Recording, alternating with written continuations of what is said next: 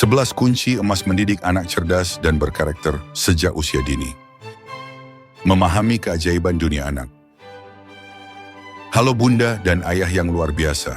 Pernahkah Bunda merasa bingung mengapa si kecil terkadang sulit sekali diberitahu? Atau mungkin Bunda merasa sudah memberikan yang terbaik, tapi si kecil seolah punya dunianya sendiri? Sebelum kita masuk ke teknisnya, mari kita sepakati satu hal. Mendidik anak di usia dini itu ibarat menanam benih. Kita tidak bisa menarik batangnya agar cepat tinggi. Yang bisa kita lakukan adalah menyiapkan tanah yang subur, menyiramnya dengan kasih sayang, dan memberikan sinar matahari yang cukup. Di usia ini, perkembangan otak anak belum sempurna. Mereka belum memiliki kendali emosi sehebat orang dewasa. Itulah mengapa cara mendidiknya pun harus sangat spesial. Hari ini, kita akan membahas 11 langkah komprehensif agar si kecil tumbuh cerdas, tidak hanya secara intelektual, EQ, tapi juga secara emosional, EQ. Mari kita mulai. 1. Membangun fondasi dengan aturan yang konsisten. Langkah pertama yang paling mendasar adalah konsistensi. Bayangkan jika Bunda sedang belajar mengemudi dan instruktur Bunda hari ini bilang, lampu merah itu berhenti. Tapi besok dia bilang, lampu merah boleh jalan. Bingung, bukan? Itulah yang dirasakan anak jika aturan di rumah berubah-ubah. Aturan membantu anak memahami batasan dan merasa aman. Namun, kuncinya bukan pada banyaknya aturan, melainkan pada kekompakan. Jika Bunda melarang makan sambil menonton TV, maka ayah, kakek, dan nenek juga harus melakukan hal yang sama. Jika satu orang saja melanggar, anak akan belajar bahwa aturan itu bisa dinegosiasikan dengan cara merayu orang tertentu. Mulailah dengan 2 atau 3 aturan sederhana dan pastikan semua orang di rumah menjadi tim yang solid. 2. Menunggu kesiapan. Jangan memaksa buah yang belum matang. Setiap anak memiliki jam biologis yang berbeda. Memaksa anak melakukan sesuatu sebelum mereka siap hanya akan menciptakan trauma dan penolakan. Contoh paling klasik adalah potty training.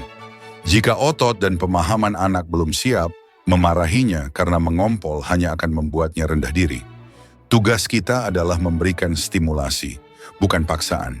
Jika ingin mengajarinya mandiri, mulailah dengan membacakan buku cerita tentang anak yang bisa memakai sepatu sendiri.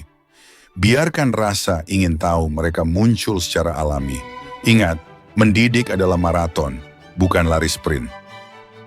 3. Kelembutan adalah kekuatan. Hindari bersikap terlalu keras. Seringkali saat lelah, kita mudah meledak ketika si kecil menumpahkan susu atau mencoret tembok.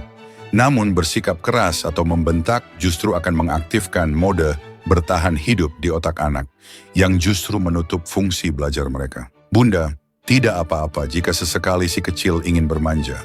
Jika biasanya ia sudah bisa makan sendiri, tapi tiba-tiba minta disuapi, itu bukan berarti ia menjadi tidak mandiri.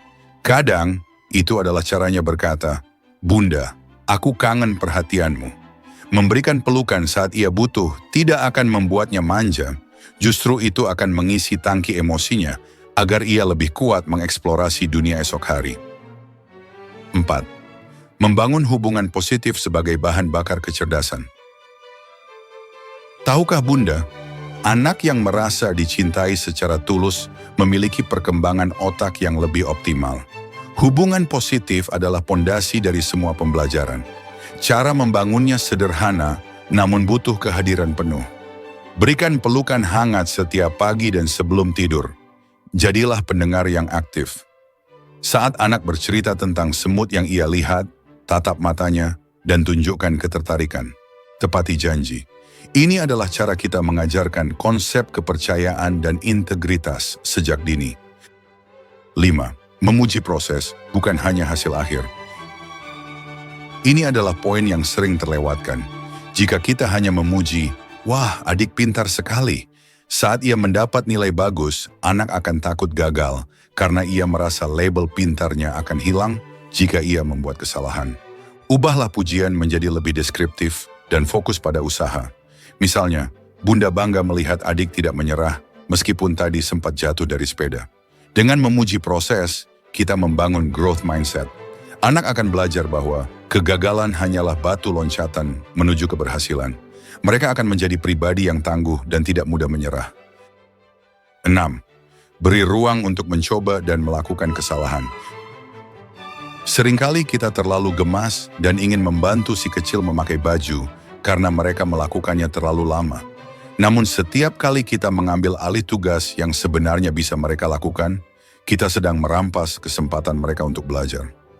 Biarkan si kecil mencoba mengambil sayurnya sendiri, meskipun berantakan. Biarkan ia mencoba memanjat perosotan, tentunya dengan pengawasan jarak aman. Rasa bangga yang terpancar dari wajahnya saat ia berhasil berkata, "Aku bisa sendiri," adalah vitamin bagi rasa percaya dirinya. 7. Arahan yang jelas. Hindari kata jangan. Otak anak, terutama yang masih sangat dini, sulit memproses negasi. Jika bunda berteriak, "Jangan lari," otak mereka justru menangkap kata lari. Akibatnya, mereka justru semakin kencang berlari. Cobalah gunakan kalimat instruksi positif. Alih-alih, "Jangan berisik," katakanlah, "Bicara pelan-pelan ya, sayang." Alih-alih, "Jangan coret tembok," katakanlah, "Ayo kita menggambar di kertas ini saja." Instruksi yang jelas membantu anak tahu persis perilaku apa yang diharapkan dari mereka. 8. Metode time out, waktu untuk menenangkan diri. Time out bukan berarti mengurung anak di kamar gelap. Time out adalah jeda sejenak untuk memutus perilaku buruk dan memberi kesempatan bagi anak dan orang tua untuk menenangkan emosi. Gunakan metode ini hanya untuk pelanggaran yang sudah disepakati, seperti memukul atau berteriak kasar. Jelaskan dengan tenang, "Karena adik memukul kakak, sekarang adik duduk di kursi ini dulu selama 2 menit untuk tenang ya." Setelah waktu habis, peluk anak dan bicarakan apa yang terjadi. Fokusnya adalah edukasi, bukan intimidasi. 9. Menjadi role model, anak adalah peniru ulung. Bunda dan Ayah adalah buku pertama yang dibaca oleh anak. Kita tidak bisa menyuruh anak sabar jika kita sendiri sering marah-marah saat terjebak macet. Kita tidak bisa menyuruh anak membatasi ponsel jika kita sendiri selalu sibuk scrolling di meja makan. Anak tidak selalu melakukan apa yang kita katakan, tapi mereka selalu melakukan apa yang kita lakukan. Jadilah versi terbaik dari diri Bunda dan Ayah, karena mata kecil mereka selalu memperhatikan. 10. Menumbuhkan literasi dan rasa ingin tahu. Kecerdasan sangat berkaitan dengan kosakata dan cara berpikir kritis. Mulailah membiasakan membacakan buku sejak mereka bayi. Membaca buku bersama bukan hanya soal belajar huruf, tapi soal membangun imajinasi dan mempererat ikatan. Saat anak bertanya, "Kenapa langit biru?" jangan hanya menjawab, "Sudah dari sananya." Ajak mereka mencari tahu bersama. Ajarkan mereka bahwa mencari ilmu adalah petualangan yang menyenangkan. 11. Nutrisi dan istirahat, bahan baku otak yang sehat. Terakhir, namun tak kalah penting, adalah aspek fisik. Kecerdasan membutuhkan bahan baku. Pastikan si kecil mendapatkan nutrisi seimbang, protein, lemak sehat, seperti omega 3, serta sayur dan buah. Jangan lupakan waktu tidur.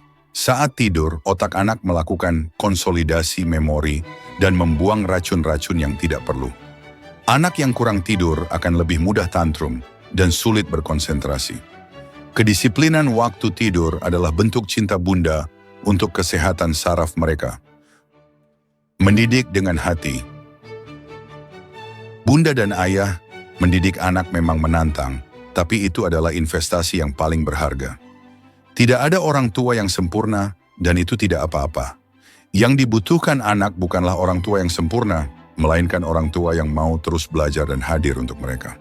Setiap pelukan, setiap kata-kata positif, dan setiap momen kesabaran yang Bunda berikan hari ini akan membentuk siapa mereka di masa depan. Tetap semangat ya, karena di tangan Bunda dan Ayahlah generasi cerdas masa depan sedang dibentuk. Tidak ada orang tua yang sempurna, tapi kita semua bisa belajar menjadi lebih baik. Tekan tombol subscribe dan mari bertumbuh bersama demi anak-anak yang kita cintai sepenuh hati.